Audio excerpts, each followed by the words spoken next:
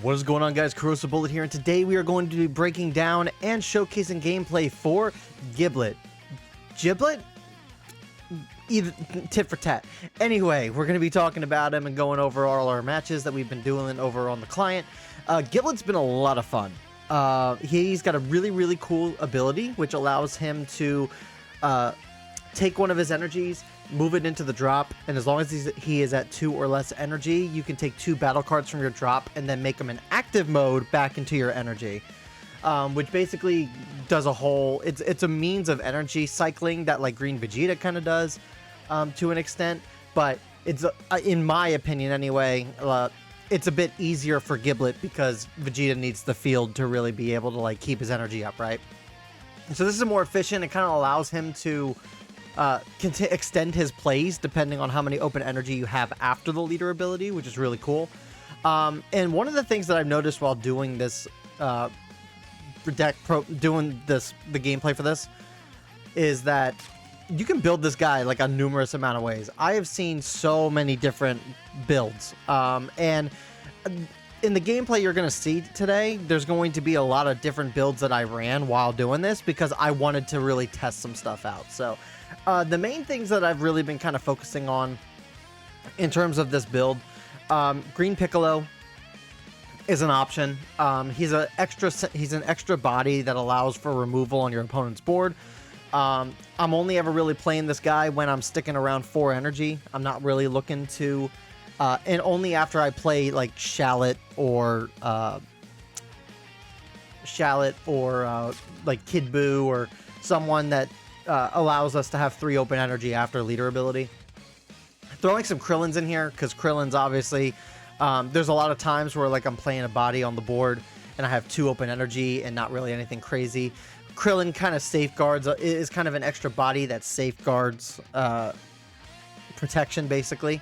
Your opponents more than likely, a few more times than not, are going to kind of just let this sit because they don't want you to ramp up, especially in this deck where you don't want your opponent to be at 5 energy because you know that a Goku Black is coming, is going to wipe something off your board. So like Krillin's kind of a safety net to an extent.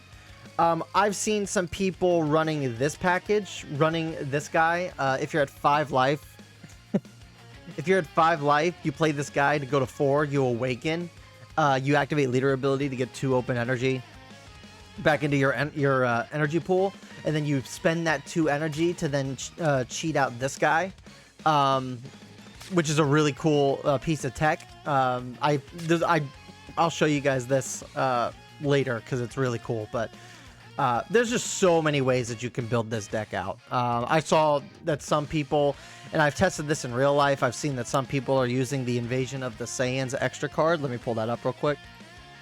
Yeah, it's this card. I've seen a lot of people run around with this to play like the 3-cost Goku from the Green Vegeta deck in set 4. Should pop up right here.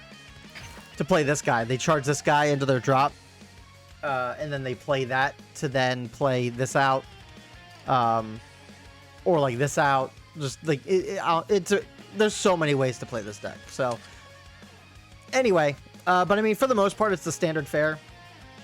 You got the Namek Goku double striker as an extra double striker. I'm not the biggest fan of running this guy just because he's a little inconsistent. Sometimes, depending on where my open energy is, like it feels a little awkward to play this guy and run this guy. I might change this guy out for the Turles double striker because Turles at least like facilitates your energy ramping and stuff. So yeah, like it feels like, I'm not saying it's the wrong play, but sometimes it just feels awkward to play, especially if you're trying to go for game. Obviously hits in case we run into Halo Coups.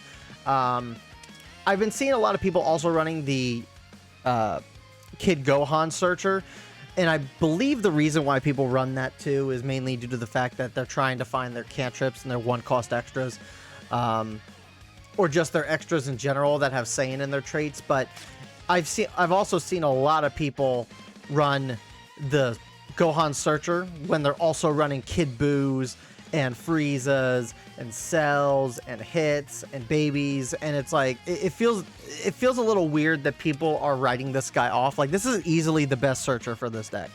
Everything that you're finding, everything that you're looking to search for is going to be a 2 to 5 cost. So like this card 100% facilitates this deck. Whereas if you're running the Gohan Searcher, unfortunately, like you are going to whiff. Like you're not going to be able to pick these up.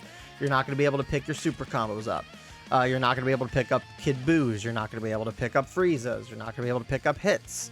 Like, it's just, and I'm just talking like this standard stuff that you might see in a Giblet deck. Like, don't mind me with my Piccolos and my Krillins, because I'm doing something a little different than everybody else. But no, like, this is the best searcher in green, hands down, especially for these lower end decks. Like, if I almost wish that this wasn't leader locked, so that like green Vegeta, before he got his searcher, before he got his Nappa searcher, I was saying green Vegeta could utilize this. Namek Goku could probably use this. Like, there's a bunch of things that this searcher would be great in for green, but it's here nor there. But let me know what you guys think. Let's get into the games.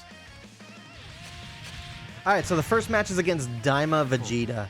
And Daima Vegeta, I don't want to necessarily say that Daima Vegeta has a bad matchup into us, because Daima Vegeta is able to do quite a lot in terms of removal. But if there's one thing that Daima Vegeta kind of struggles with, at least in terms of his standard like looping, it's that he kind of is playing at cost and maybe a turn behind, depending on everything that you're, depending on what you're throwing at him, right?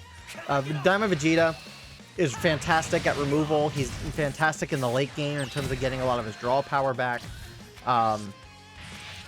But we are just able to play a much faster game than what Daima Vegeta is able to do, at least currently. Losing Pilaf might actually be a bit of a, it could be a little bit of a detriment to Daima Vegeta, but I don't think it's enough to really stop him from doing the things he wants to do. You just kind of lose your end game like combo, facilitating combo and stuff. So that's like the only like key difference between Daima Vegeta now and Daima Vegeta in like 2 weeks. So we kind of just let him swing into us. I take the crit just so we can awaken. Like, oh, look at our hand. Our hand's at 11 cards. We're sitting pretty nicely. And we're just swinging at his board because we know he's going to defend his face no matter what. So I'd rather just kind of swing into his Daima Vegeta, get his hand size low enough.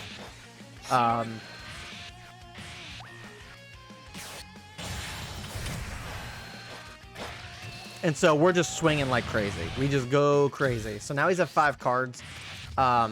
He can't do any of his crazy draw plays until turn 5 anyway with the 5-cost Daima Vegeta. And he's playing a relatively slower game here.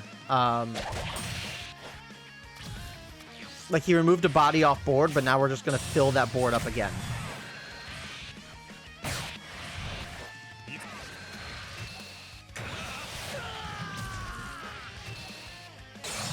Yep, we're just going to keep swinging, keep swinging, keep swinging. And I'm not going to awaken him because we don't want him to have a means of using his marker, right? So he's going to do this. He's going to get rid of the Frieza. Yep, that makes sense. But this is what I mean by that he plays a much slower game. Like, he plays a bit of a turn behind because as it stands right here, like, he's playing 1 card a turn. Like, it's kind of hard in this particular matchup for Daima Vegeta to really go like aggressive into us when we can just keep building our board and keep just swinging at his face. He's at 5 cards, so he can't really afford to like defend the stuff that's on his board.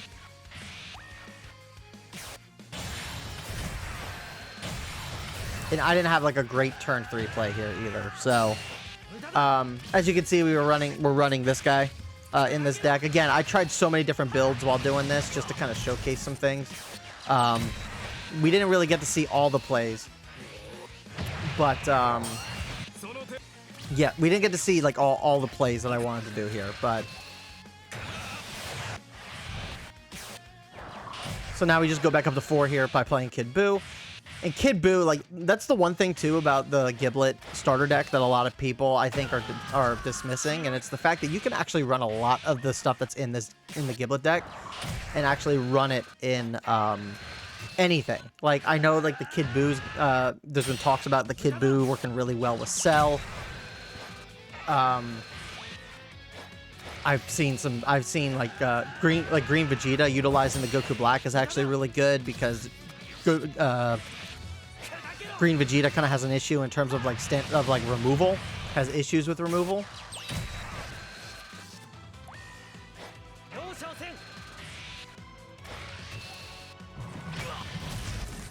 Yep, and we're just gonna get we're basically going back to 4 here. We're going to try and get him down to... we're trying to get him down to 2, I believe, right? This is from, like, last week. So I'm a little rusty in terms of how some of these plays ended up going. Oh, yeah, we did play this Goku. I didn't realize I played this Goku.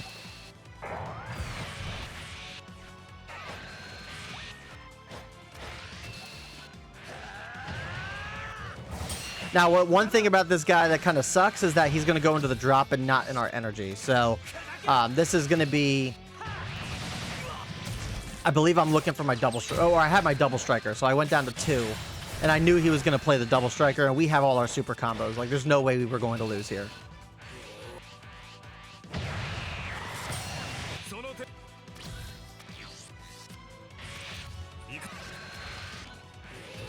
Yep, so we just have to get him down to 2.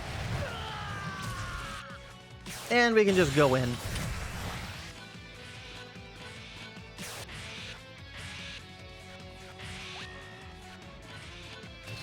Able to get to 110. He already used his super combos, so he was not able to really do anything to really stop the onslaught. Yeah, so I mean, Diamond Vegeta, he can remove our board and stuff, but like he does play a bit slower than what we do, so it's a little harder for Diamond Vegeta, in my opinion. So, but yeah, let's go on to the next one. All right, so this next one's going to be going into Android 18, which is a little surprising to see that people are, like, running Android 18. I think people, I don't want to say are undermining her. I don't want to say that people are thinking ill of her necessarily. I think it's just 18 is missing things that would actually help her out greatly.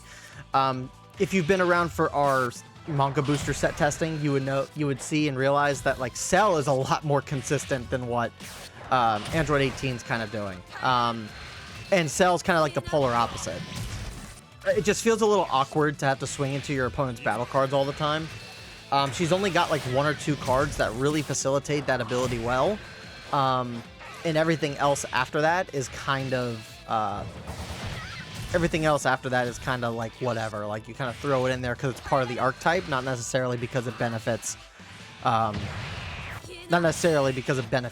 her, right?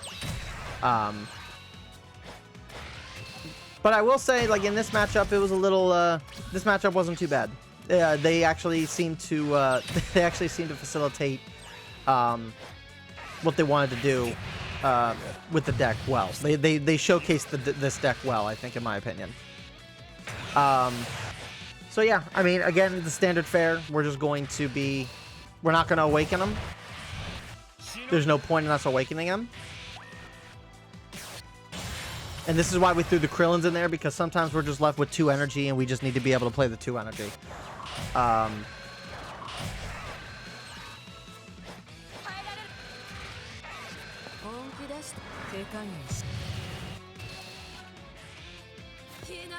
Yep, we just try to protect our board because our board's really the only thing that's going to really keep us going in this matchup. Especially since they're just able to swing into us.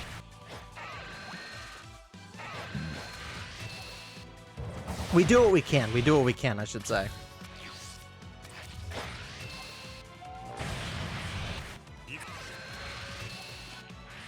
And I think the player also realized too, like, protecting the stuff on their board isn't like great for them either.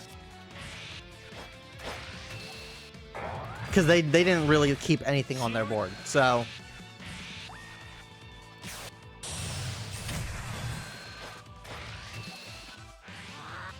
So I think they handled our opponent actually ended up handling this 18 deck rather well for what I would say is maybe not the greatest red deck that available there.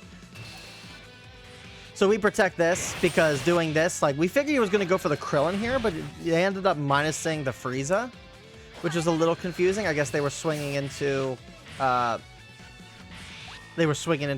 board, I guess, but we were going to defend this no matter what. So yep, so now we got a full open board that we can just swing in with.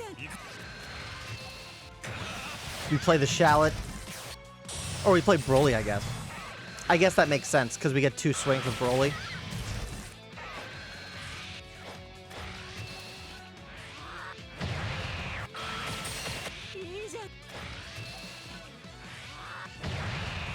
Yep, and we just keep on swinging, and we keep on swinging, and we keep on swinging. Let's literally swing at lead the deck, is what this is.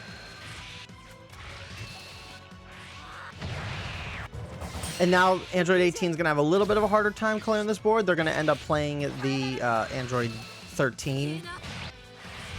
And I let this go because I knew that this was coming, right?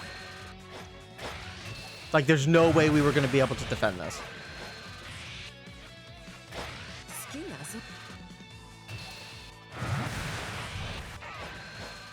So, yep, we just let them clear the board. And they were smart and they didn't swing into us. So I thought that was relatively smart.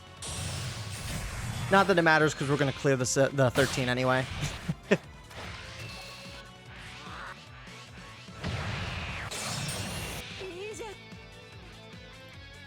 Sorry about that. Had my nephew stop in. I had to help take care of him.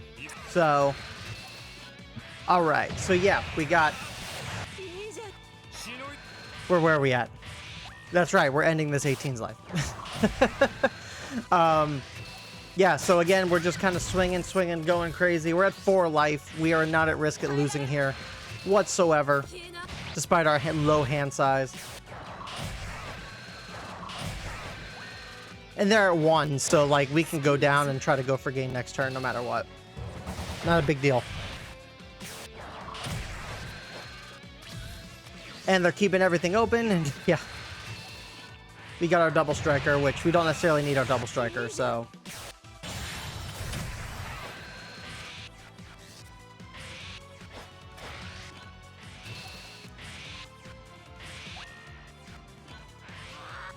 Yep, so then we go ahead and we play our Giblet.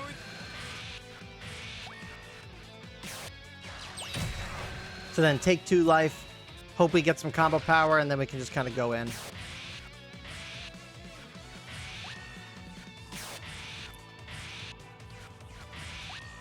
And yeah, even if they had 2 super combos, it wasn't going to be enough to stop it. So, but yeah, let's go on to the next one. Alright, so this next one's going to be against Yellow Vegeta. Yellow Vegeta definitely has made quite the comeback since Set 2. He's definitely not anywhere close to what he used to be. Results of training from the Super Saiyan 3 Daima Vegeta deck has really bolstered that deck up quite a bit. Yeah, it's just... it's crazy. I don't know how good he's going to be in the upcoming meta. It's hard to say for certain. I'm sure that he'll be a standout. I'm sure that he'll, you know, get his time in the sun. People will play him, but there's like now that like yellow's been hit to an extent and blue's been hit to a certain extent, like black is going to be able to thrive just a little bit. And Shallot exists and is running the 6-cost Gogeta, and that Gogeta is a huge detriment to this Vegeta.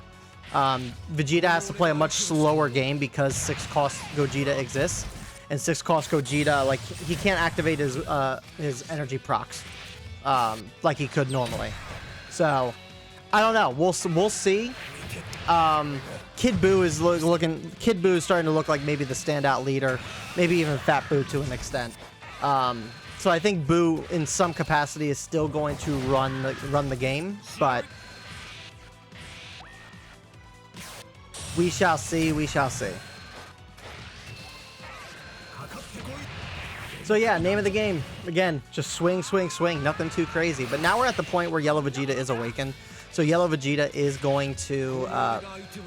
Yellow Vegeta is just going to be able to stall us out.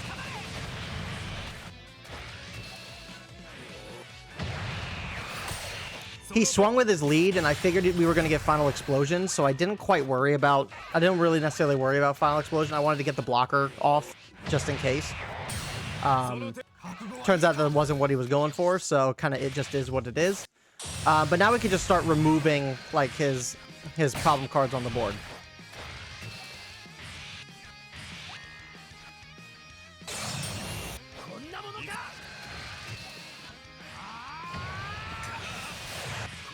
Sorry guys, I'm a little parched.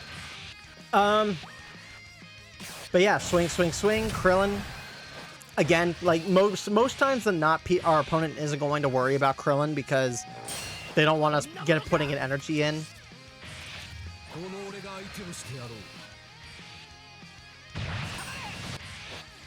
And it's weird that, like, at least in this particular matchup, it's a little strange that they're going for the hand cycler, or because like they're going for the hand cycler because it's like, what else are you gonna do, I guess? But so we play our second Goku Black, get rid of the freezer again, swing with that crit because we want to force out that Hell Rock Sasha to an extent. Yeah, and our hand is low, but like we're doing okay, right?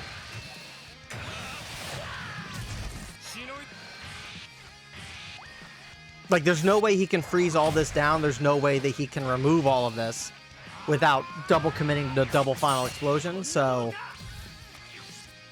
And even then, like, he can't get rid of our 5 costs no matter what. So we let this go because there's no reason. We don't need it. We got our board established. So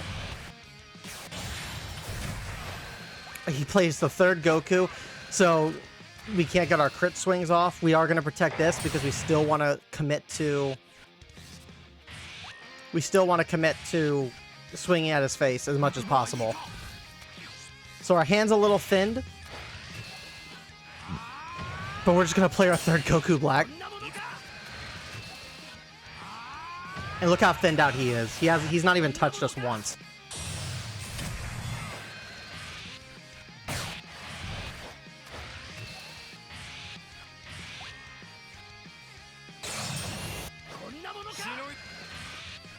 Yep, and we'll reset our energy, knowing full well that we're not going to get any plays off. So he's still just... And at this point, we let Krillin go. We don't even do the ramp, I don't think. Nope. We have 3 Goku Blacks on board, so... That's all the Goku Blacks we even have in the deck, so, like, we're not going to be playing... We're not going to be really playing anything else, so...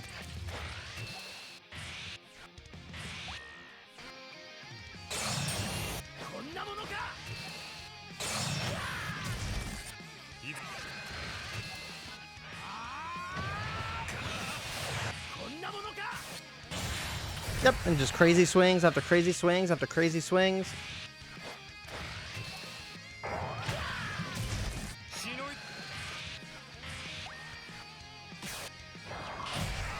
I think we pull a 2... Oh, we didn't pull a 2 cost. Okay, I went for the 10k combo.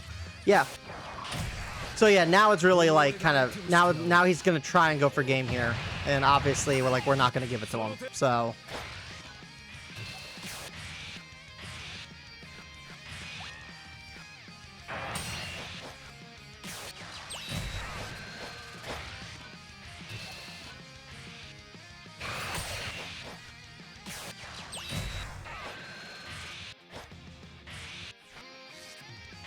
Yep, he's just going to freeze everything down.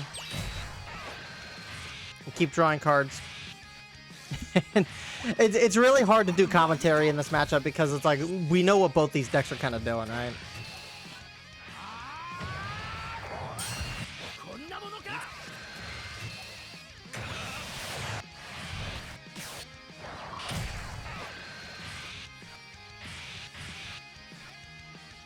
And we're going up to 5, so like there's no worries about us even like having to... We're not worried about dying here. We can take every single one of these hits and be perfectly fine.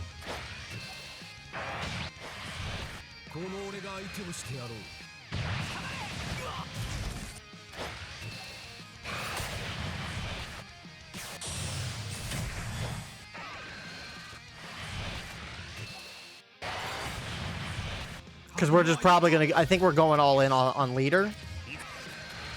Or no, I think maybe we played Broly here. Yeah, we played Broly. Yep, and he Hellrock Sasha'd, but it doesn't matter because that Hellrock Sasha actually doesn't stop this Broly whatsoever.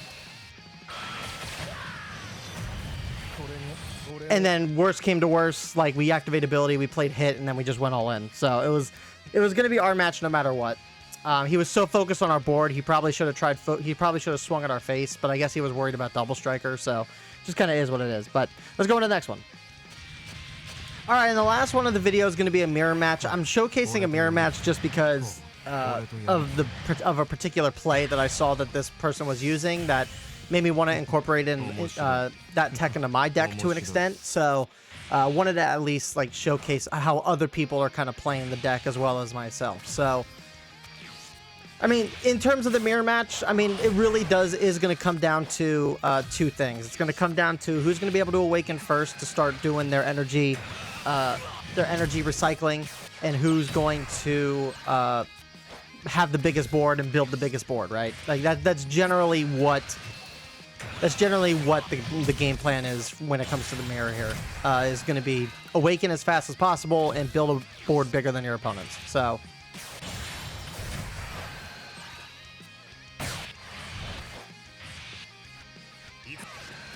I let him kill.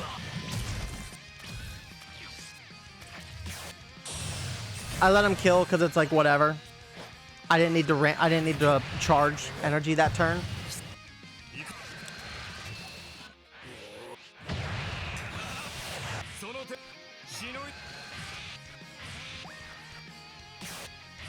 And then we're just going to go ahead and kill the Gohan, because the Gohan is just, you know, we want to make sure his board's clear, and I'm not going to swing in his face. I want him to awaken.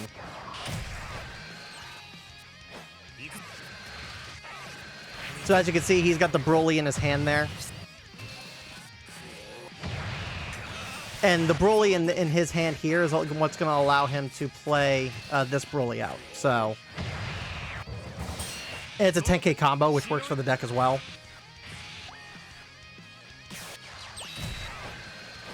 Yep, so he just plays blocker, doesn't worry about our board at all, which this will allow us to worry about our board, and we're going to get our extra damage procs as well.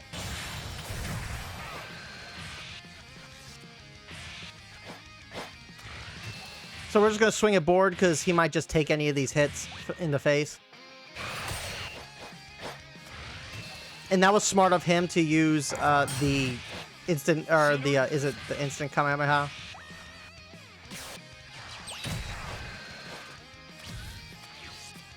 And we just mirror him.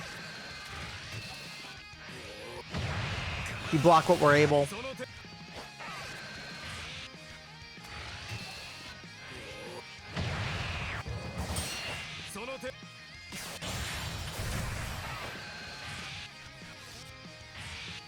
And obviously he's going to swing with that. We can just block that. He's going to play something else. Or no, he didn't play something else. Wow, okay. Yep, so now we're just going to get rid of his shallot. He's going to have to block this.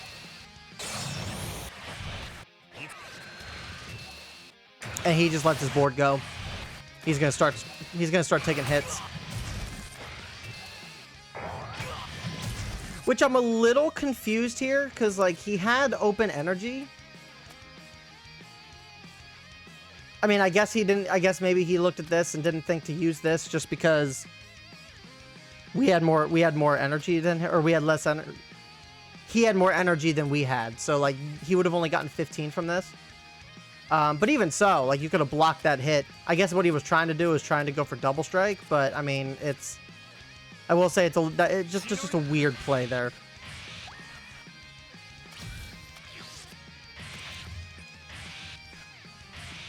Yep, so he was going to kill some of our board. He plays the Broly here. Swings with the Broly. Uses instant to go down to 3 energy so he can use the leader ability.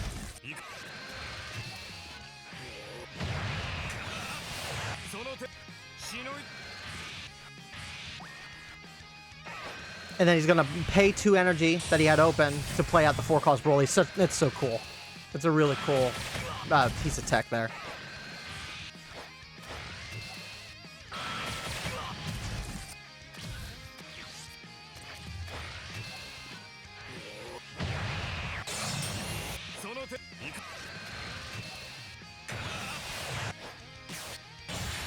Yep, so now we just play our double striker and we just go all in because there's not really much he can do to stop this.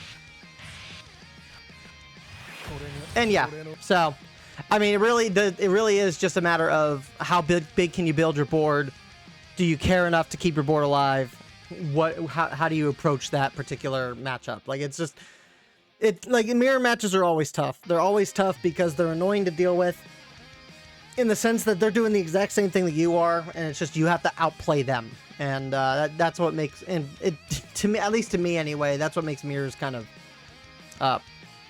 rough. But yeah, I mean, we got over it though, so no complaints here. All right, let's wrap it up. All right, so that's gonna do it for today's video. Let me know what you guys think down in the comments below. What do you guys think of Giblet? I love this deck. I love this deck for a multitude of reasons. I love it because it's a Dragon Ball Legends character, and the original characters from Dragon Ball Legends are like the reason that I like Legends as much as it is. The story mode's great. But I also love this deck because of how versatile this deck can be. You can build this any multitude of ways, and you can kind of have it work in your favor. I love the double Broly techniques. I love incorporating this Piccolo in. I don't know if I showed it in any of the videos here today, but I do get a fair amount of use out of this guy. At least in my IRL deck. In my IRL deck, I run this guy, and he seems to be... He does some work. I like Krillin in here because he's a bit of a stopgap for the opponent. I'm still indifferent on this Goku being in the deck. I understand why we play him, and it makes sense as to why we play him because he's just a stronger double striker. But honestly, I think the Turles double striker probably does just as well, especially if you're able to build up your hand high enough. But that's just me. It doesn't feel as awkward to play it. Yeah, like everything about this deck is awesome. I love this deck a lot. So let me know what you guys think down in the comments below. How have you guys been running Giblet? Do you guys enjoy Giblet as much as I do? Let me know down in the comments below. Like and subscribe for more Fusion World content, and I will see you guys all in the next Fusion World video. Peace.